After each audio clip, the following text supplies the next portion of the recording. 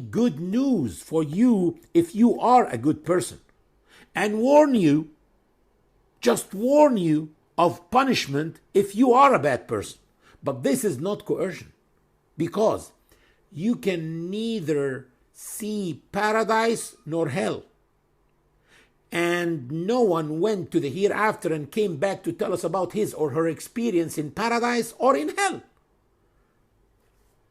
So listening or hearing about them in this life is not coercion, because punishments, if there's a punishment that happens immediately in this life, that's a coercion.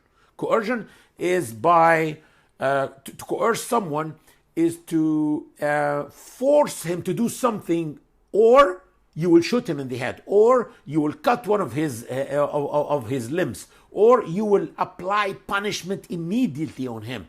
But God did not treat you like that. God didn't treat you like that. If you break your fast in Ramadan without an excuse, your kidneys will fail. No, this doesn't happen. Or if you don't pray, your heartbeats will stop. No, he didn't do that. Therefore, God never coerced people. Telling us about unseen paradise and unseen hellfire motivates us. It's about motivation, not coercion. In Ayah 56, we see the negative arguing as well, which was vilified in Ayah number 54. Go back to Ayah 54. And we have elaborated in this recital for mankind every kind of parable. But man has always been the most argumentative being. So arguing in this ayah was vilified. What type of arguing is this? God tells us in ayah number 56 that the negative arguing is, read 56 with me. But those who have denied argue using falsehood in order to defeat the truth thereby.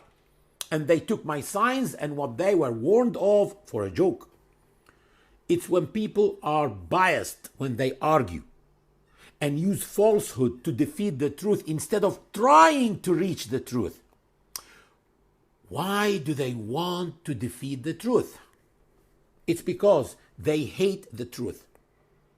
Mark this page in Surah Al-Kahf and go to page 332. Please go to page 332, which is Surah number 43, ayah number 77 and 78. Sign 77 and 78. Okay?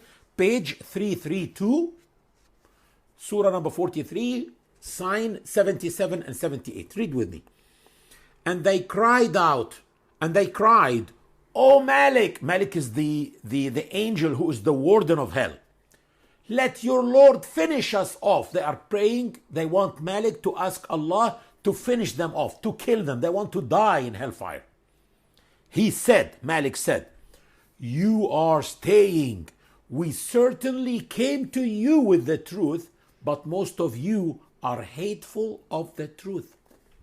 Most of you are hateful of the truth. They do not deny the truth. They hate it.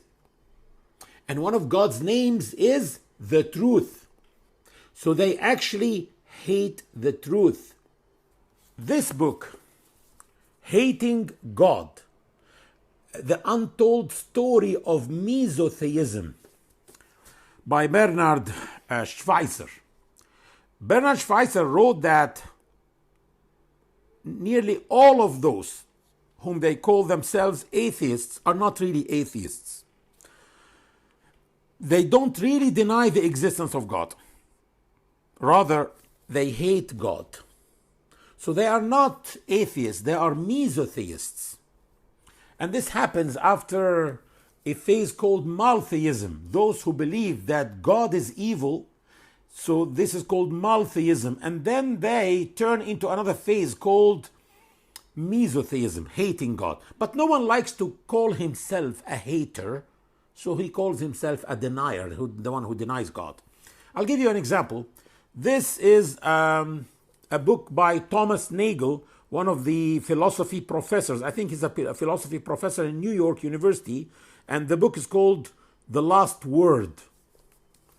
I'm going to read for you a passage. I think it was in page 130. Yeah, here. I will read for you what this professor of philosophy wrote. I want atheism to be true. And I'm made uneasy by the fact that some of the most intelligent and well-informed people I know are religious believers. It is not just that I do not believe in God and naturally hope that I'm right in my belief. It is that I hope there is no God.